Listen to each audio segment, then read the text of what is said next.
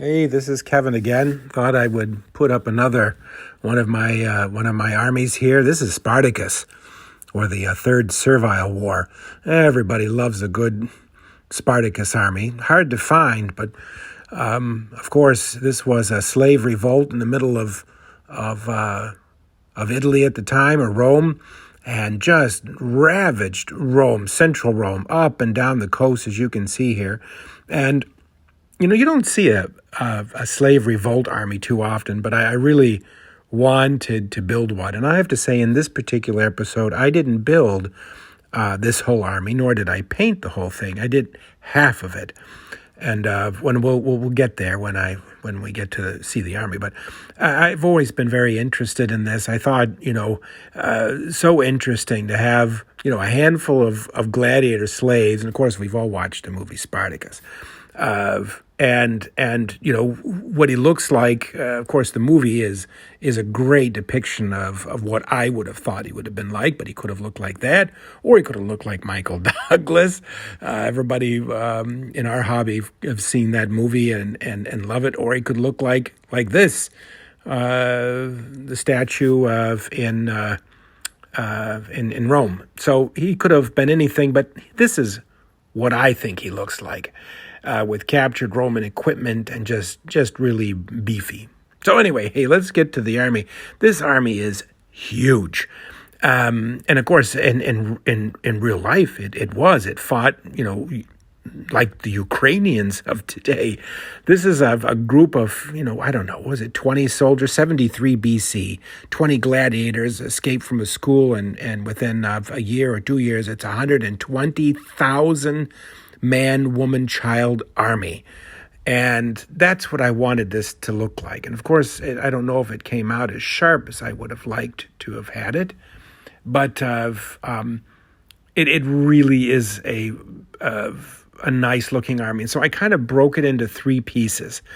I have the masses, which you see kind of in the back rank. Then you've got the forward masses there. That's all of the trained soldiers that have Roman equipment or stolen. And then you've got your gladiators. And not too many of them, but I don't even know in reality if they fought in their gladiator things, but I wanted to have some, it kind of is one of those nice things that you just say, look, these are the gladiators.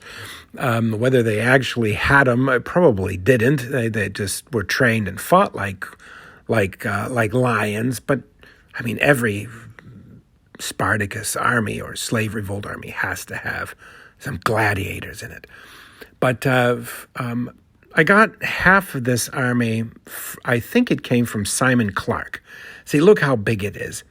And he did a great job building this army. And I bought it from John Monroe, half of it. And I amalgamated it with the half that I had and rebased it, repainted a lot of it, bought some more, and kind of made it the army that it is. It's gigantic. And I wanted it to look like that on the table. So a lot of figures from lots of different manufacturers. And painted them to look like, like captured Roman armor, captured Roman materials. Some don't. Some went back to, I wanted them to have some Gaelic, some German shields, Roman shields, whatever they wanted to have. They might not have had that in central Rome at the time, but my depiction of it, or my artistic view of it, I wanted it to look that way. But the figures are from a lot of different manufacturers. I tried to base them in not, solid formations or trained like the Romans, but more of a mob based.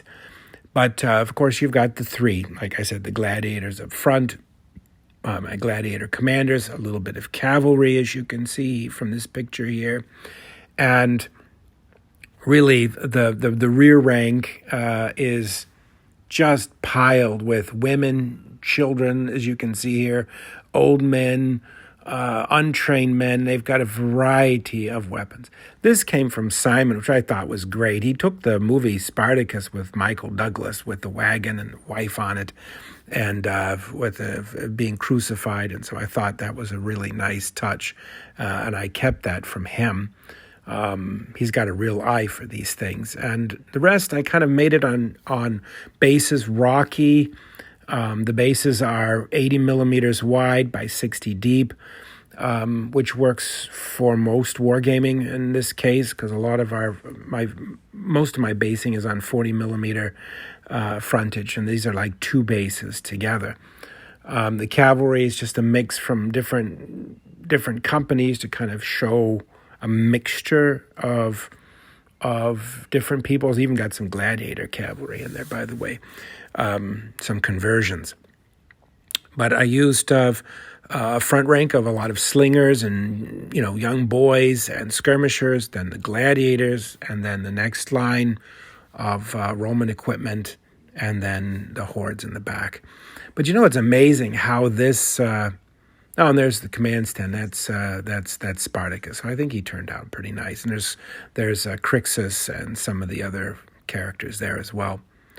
But this 120,000 person army, I'll say person, they survived for many years. They beat off one legion after the next, and it wasn't until Crassus and Pompey and Lucius all came together that they were actually defeated. Crassus, I think he had close to 8 legions that he actually deployed against them, and bottled them up. And Spartacus had no choice but to attack him head on. Lost that battle, as we all know.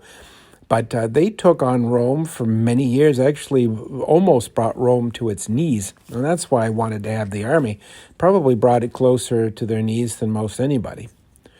But anyway, I hope you enjoyed this movie and how, I painted it, how Simon painted it, and how it kind of mixed together. So I think it turned out really nice, to be honest. And there it is, of course, one huge, gigantic mob, skirmishers, gladiators, and then the 2 different lines. And on the tabletop, it is a blast to play with. And just wave after wave, the Romans can do away with them fairly quickly. So you have to be, kind of rely on a barbaric charge and some lucky dice. But anyway, whether you build the army and he looks like this, or he looks like that, or he looks like something else, and you want it to look like that, then just paint it that way and have a great time. And thank you once again very much for watching my movie and being a part of it. Hail to Spartacus.